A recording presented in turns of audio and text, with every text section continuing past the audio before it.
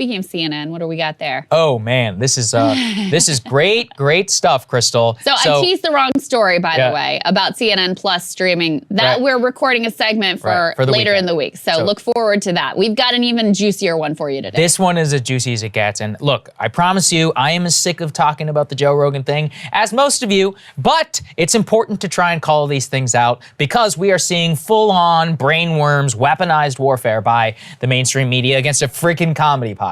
So let's go ahead and put this up there on the screen. CNN put out an op-ed yesterday titled, quote, Joe Rogan's use of the N-word is another January 6th moment by a Mr. John Blake, who is a CNN political analyst. Now, that headline ended up getting so much pushback that they actually ended up changing it to the one on the right, which says, quote, why shrugging off Joe Rogan's use of the N-word is so dangerous. And the reason why it struck a chord, and by this I mean why it struck a chord as to mocking and making fun of it, is that as the point I actually made on the Joe Rogan Experience, which was that January 6th has become a catch-all symbol for the Democrats that they're focusing on. So the point that has nothing to do with Trump and is instead inciting a domestic war on terror that actually, if you put it in the context, isn't nearly as important as the things that we're focusing on, that the select committee and all has become just like Russiagate in its excuse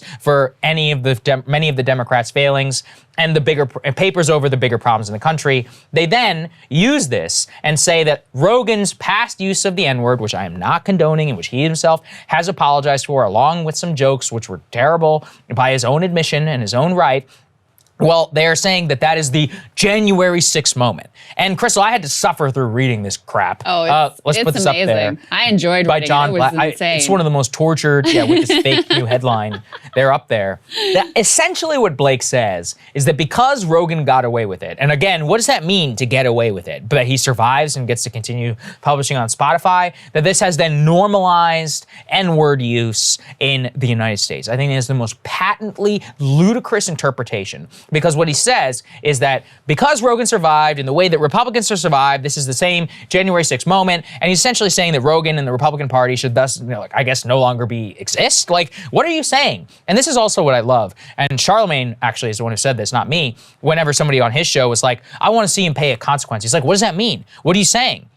What's enough? He apologized for it. What's enough for you? Oh, you want him to get taken off. That's what you really want. You want him to, it's like, what, should he be drawn up and quartered in the streets? I mean, when you compare it to January 6th and what these people want, what do you want? You want a congressional investigation that lasts well over a year, longer than January 6th itself? You want us to pointlessly spend all of our time talking about this rather than the issues that matter? Oh, yeah, that actually seems, in a way, sure, it is a January 6th moment. But this is one of the most tortured and ridiculous things I've seen, but it does crystallize, it's always funny when I use that word, it does show you elite liberal public opinion on the Rogan scandal and how they're trying to use it as some sort of bigger societal pretext more than anything else. So had to cover it just to show you how crazy these people are. And I disrespect them even more that they changed the headline. Oh, yeah. But Stick by it. Stick by it. Right. Absolutely. Because the whole point of the piece is about January 6th. Yeah, I mean, it leads with January 6th, and then the kicker at the end is about January 6th. Clearly, that is the thesis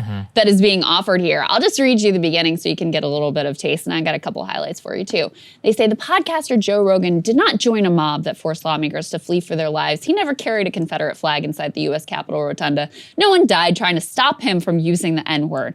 But what Rogan and those that defend him have done since video clips of him using the N-word surfaced on social media is arguably just as dangerous as what a mob did when they stormed the U.S. Capitol on January 6th last year. And as if that's not deranged enough, this individual goes on to suggest that Rogan could lead to genocide. I'm not kidding you. They say when people in positions of power use dehumanizing language to describe other groups, atrocities often follow. This is not ancient history. They go on to talk about Rwanda and the Tutsis and the Hutus.